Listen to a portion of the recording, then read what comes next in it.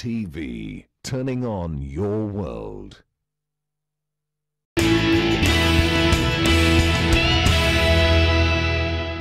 Hello and welcome to this Top 40 Under 40 2021 Success Roundtable, where we are speaking with some of the people who've been fitted with this great honor over the years, just to get a sense of their journey since, their journey before then and after the honoring. And for the sake of context, I'll begin with you, Doc. We'll begin again with the ladies first. Share with us briefly what your journey was to the point where you are fitted, as Top 40 Under 40. Fortunately or unfortunately for me, it was always I wanted to be a doctor. I wanted to be a cardiologist specifically.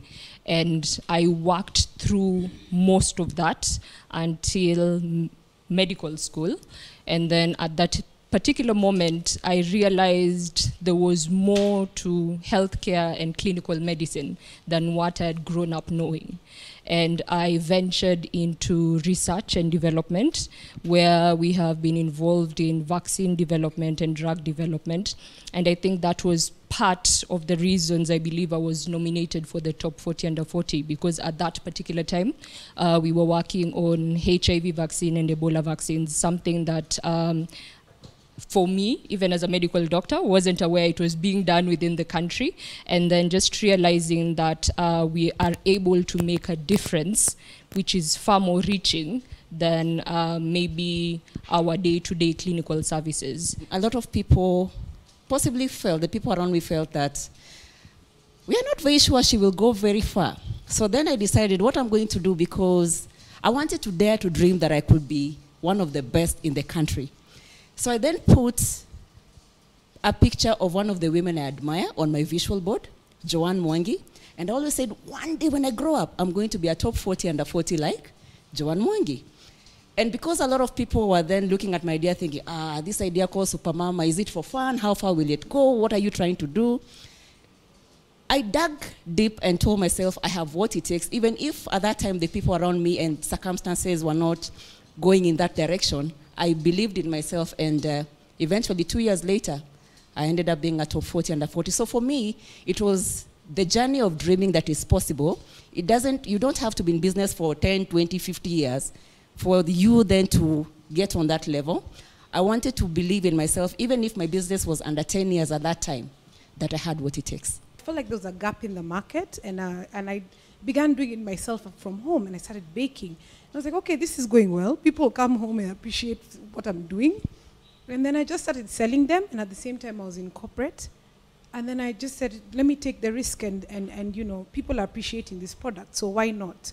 Started the business from home slowly, and as you said, there was a lot of backlash, especially from family, close friends. You're going to be a baker. You went to school. This is what you've decided to do.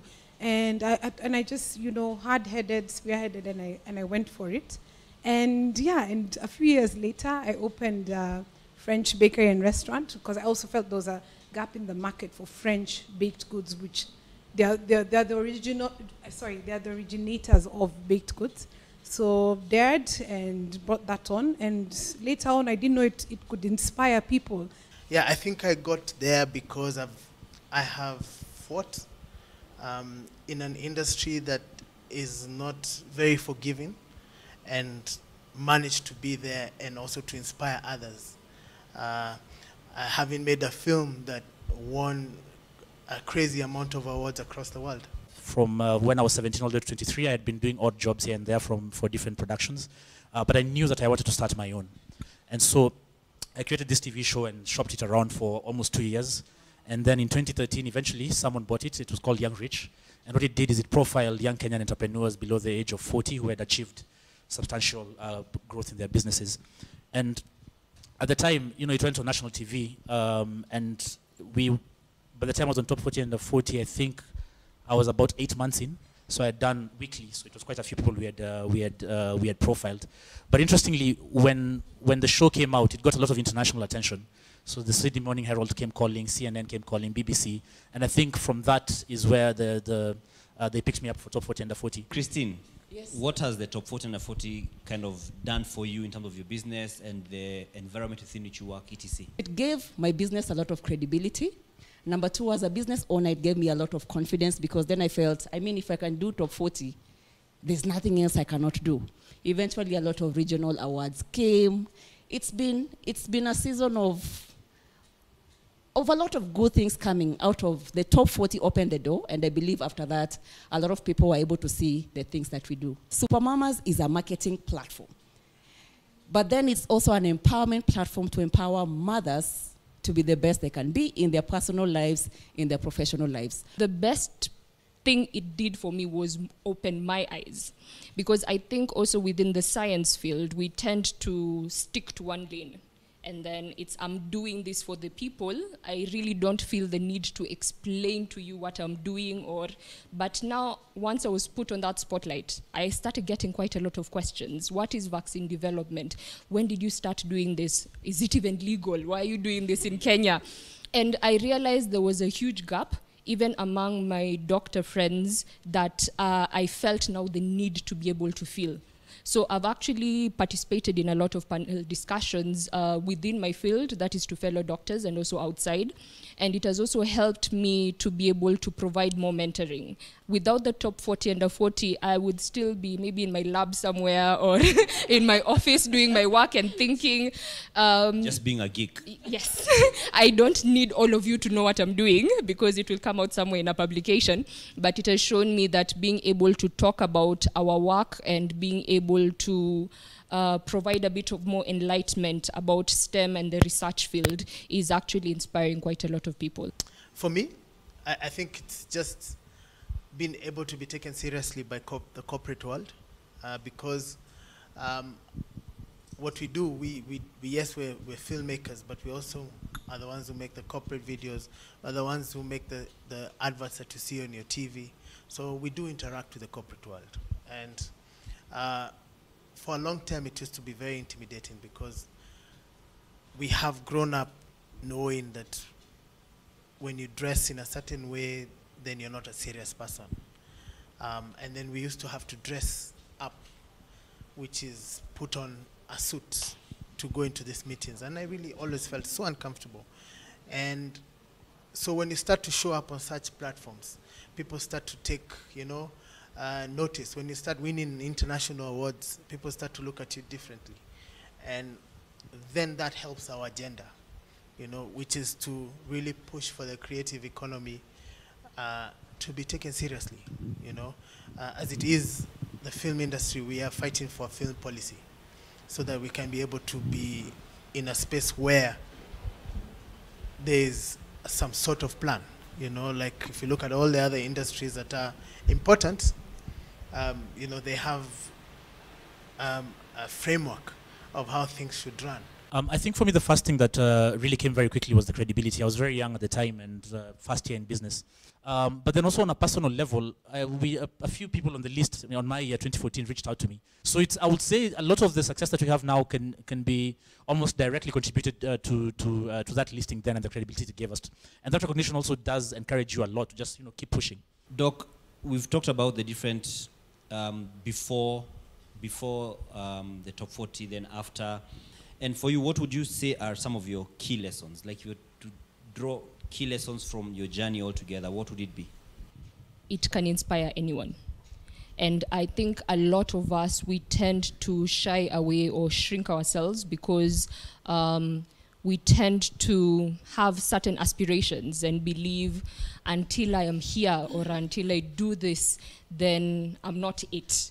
But you tend to forget whatever small thing you've done in your corner could be somebody's biggest inspiration, and you should be able to talk about it, and you should be able to provide this to others. So that is usually my biggest thing, like you should aspire to inspire. Yes. The hard work never stops. The fact that you've been elevated, you continue to work hard. We were just joking earlier that, sometimes people on the other side were employed, they're thinking, wow, these other people on this other side who are doing their own thing, they're creatives and all that. It's easy. It's a lot of hard work, and it doesn't stop just because you've been elevated. The opportunities are endless of how much you can reinvent yourself. I have done the events, I have influenced for brands, I've been a TV show host. So many things have come out of top 40, and I think we need to regress back to what we were when we were children and truly believed we could be anything that we could be. And wherever we are, with the platforms we have, tell ourselves that we can innovate, renovate, do whatever you want with that platform. Give yourself permission to continue to grow. I think mine is pretty strong and basic, as you said, inspiring others. I've had people, since Top 40 Under 40, I've had young girls and old women, intergenerational, come to me and are like, can we have a coffee with you and just understand how you did this? Because it's very hard to follow your passion and get people to support you and go all the way to success. It's not easy. So they just want to understand, how did you do it? How did you start baking? How did you get here? Why did you get an award, you know? And so that has been such a privilege for me to see that I can inspire others in that way, especially young girls who want to just bake. And they want to bake because they love it and they can make money out of it, and it can be a career. When you're doing something and the money is not coming as, you know, it's not in the same way, the work you're putting in is not what you're getting. You know, it's very demoralizing and it's very difficult to carry on. But on the other side, you know, when you inspire young people, you know, when they start believing that they can follow the path of being a creative or being a filmmaker, it does a lot to you, you know, and it gives you the confidence to keep building. And you start, and the more you keep building, the more you start to see the results. And a lot of people actually, I think they give up because they don't know what's coming. So I can confidently say, you know, when I felt like I was going to give up this thing, you win an award, you know, it says, okay, there's something, you know. So you hang on a little longer, and then you become top 40. In fact, in my wildest dreams, by the way, I never thought I would be, because for me, the corporate world was always the corporate world. And the person who put my name forward, you know, for consideration, you know, it's people who are looking at what I was doing, you know, because I was so focused in getting this creative business to work. With that, you know, when you start also getting into spaces where you're sitting with MDs and who are asking you about your industry and who want to know, then you start to also learn to take it a bit more seriously than you were taking it. When I was on that list, and to see how much impact that had, made me appreciate more the power of having a platform that sort of celebrates people.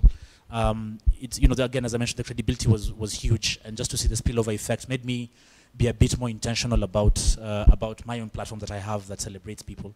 And also, I have followed the list in the years since, and it's usually very interesting to see the kinds of people who end up on it, and the different things that they're doing. And I think from just following the stories of other people on Top 40 Under 40, I started to understand more about their ability to be able to diversify. Even if you're in one business, you can do several.